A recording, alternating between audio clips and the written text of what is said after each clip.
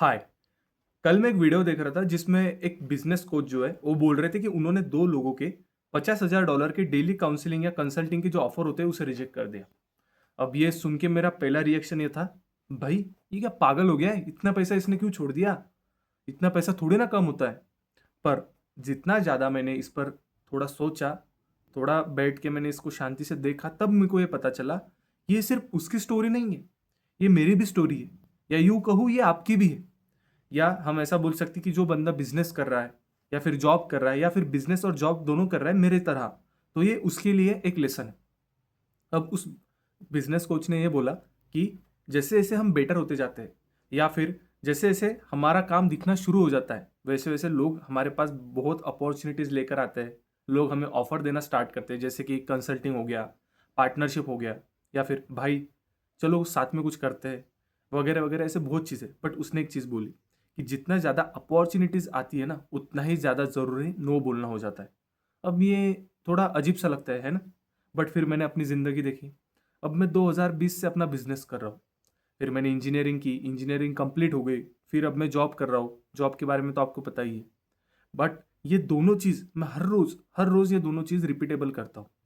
अब इस बिटवीन, इसके बीच में न जाने ऐसे कितने, अब मुझे पता भी नहीं है, न जाने कितने अपॉर्चुनिटीज आई होगी जो मुझे डिस्ट्रैक्ट कर सकती थी।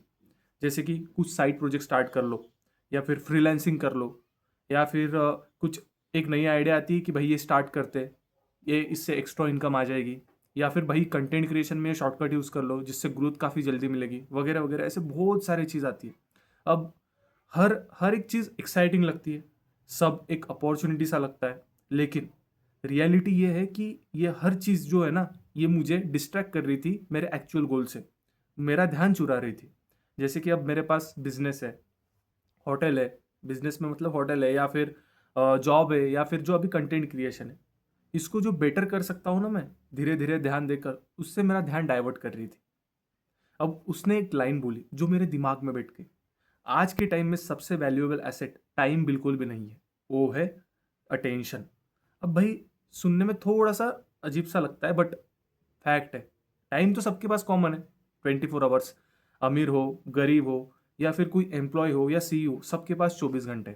बट अटेंशन ये लिमिटेड है, और ये डिवाइड होती जाती है कि जितना जगह हम उसे यूज़ करते हैं।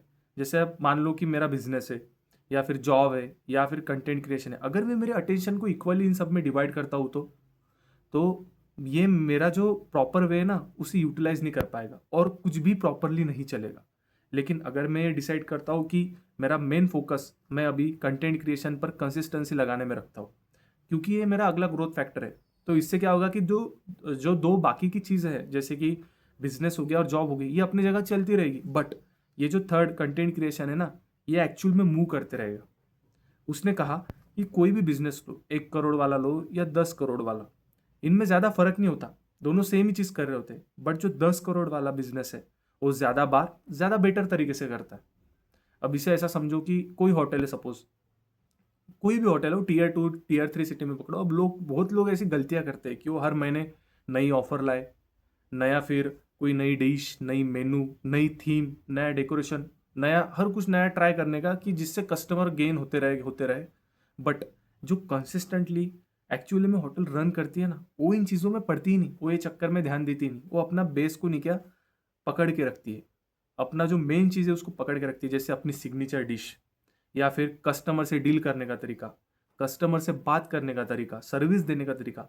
इस चीज़ पर धीरे धीरे धीरे फोकस करती रहती है, उसे इंप्रूव करती रहती है हर रोज़ बेटर वे में। अब जो होटल 15 टेबल फुल करती है या कोई 10 टेबल फुल करती है, इन दोनों में ज़्यादा फर्क नहीं है, इनका बिजनेस मॉडल भी सेम है। बट जो 15 टेबल फुल करती है ना, वो अपने बेस को बहुत ज़्यादा बार रिपीटेबल वे में, प्रॉपर वे में यूटिलाइज करती है, उसमें अच्छी होती जाती है। हर चीज़ वही रिपीटेबल रिपीटेबल बार बार वही करना, अब ये थोड़ा सा बोरिंग लगता है। बट भाई एक्चुअली यही ग्रोथ है, और यही समझना बहुत ज़रूरी है।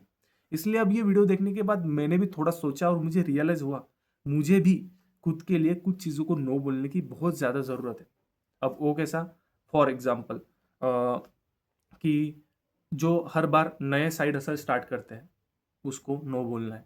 फिर भाई ये ट्राई करते हैं, ये बहुत अच्छा है, ये वाली जो रैंडम आइडिया होती है ना, उसको भी नो बोलना है। कंटेंट क्रिएशन में कोई शॉर्टकट यूज़ करना है जिससे ग्रोथ जल्दी मिल जाए, बिल्कुल भी नहीं। क्योंकि ग्रोथ मिल जाएगी बट बाद में क्या क्रेडिबिलिटी कहाँ से आएगी? इससे अच्छा है कि जो मैं हूँ सो हूँ, उस पर ही रील बनाओ, उस पर ही लॉन्ग फॉर्मेट में वीडियो बनाओ, उस पर ही नॉलेज शेयर करो। तो उससे मेरी पर्सनल ब्रांडिंग भी क्रिएट होगी और कंसिस्टेंसी भी रहेगी और क्रेडिबिलिटी बनेगी। तो ये चीज़ें होती है। अगर मैं सब चीज़ें ट्राई करूँगा ना, तो कोई भी चीज़ प्रॉपरली नहीं चलेगी, कोई भी चीज़ प्रॉपरली नहीं बनेगी। अगर मैं एक चीज़ को कंसिस्टेंटली बेटर वे में हर रोज़ रिपीट करता हूँ, हर रोज़ उस पर ध्यान देता हूँ, चाहे वो फिर वो मेरा बिज़नेस हो, जॉब हो या फिर कंटेंट क्रिएशन, तो वो अच्छे से चलेगी। उसमें रिज़ल्ट प्रॉपर मिलेगा, वो मूव होते रहेगी। इसलिए अब ये जो वीडियो कल मैंने देखी ना, ये बहुत सिंपल थी बट डीप थी। क्योंकि जितना ज़्यादा हम बेटर होते जाते हैं, उतने हमारे पास डिस्ट्रैक्शन आता जाता है अपॉर्चुनिटीज़ के नाम पर। और सबसे मेन स्किल पता है क्या है? इन अपॉर्चुनिटीज़ को ग्रैब करने के लिए जो लोग भागते हैं ना, हमें उससे बचना है। इस अपॉर्चुनिटीज़ को हम कितना छोड़ते हैं, ये सबसे इंपॉर्टेंट है। बल्कि सबसे मेन स्किल ये है कि हम एक चीज़ को फोकस कैसे करते हैं और उस पर ही आगे कैसे बढ़ते हैं। इसलिए अगर तुम किसी एक चीज़ पर अपना ध्यान दे रहे हो और बार-बार तुम्हारे पास कोई नई अपॉर्चुनिटीज़ आ रही है, जो कि तुम्हें लगता है कि सही नहीं है, तो खुद एक बार सोचो, उस पर थोड़ा-सा ध्यान दो और खुद से पूछो कि जो चीज़ मैं कर रहा हूँ, क्या ये इससे मुझे डाइवर्ट कर रही है? अगर इसका आंसर हाँ है ना, तो उस चीज़ को छोड़ दो, नहीं बोल दो। और मैं भी भाई सीख ही रहा हूँ। मैं ऐसा कुछ नहीं है कि मैं बहुत सीखा हुआ हूँ, ऐसा नहीं। मैं भी धीरे-धीरे, धीरे-धीरे लर्न कर रहा हूँ और मैं चाहता हूँ कि इन चीज़ों से आप भी सीखें। मिलते हैं अगली वीडियो में। जय हिंद।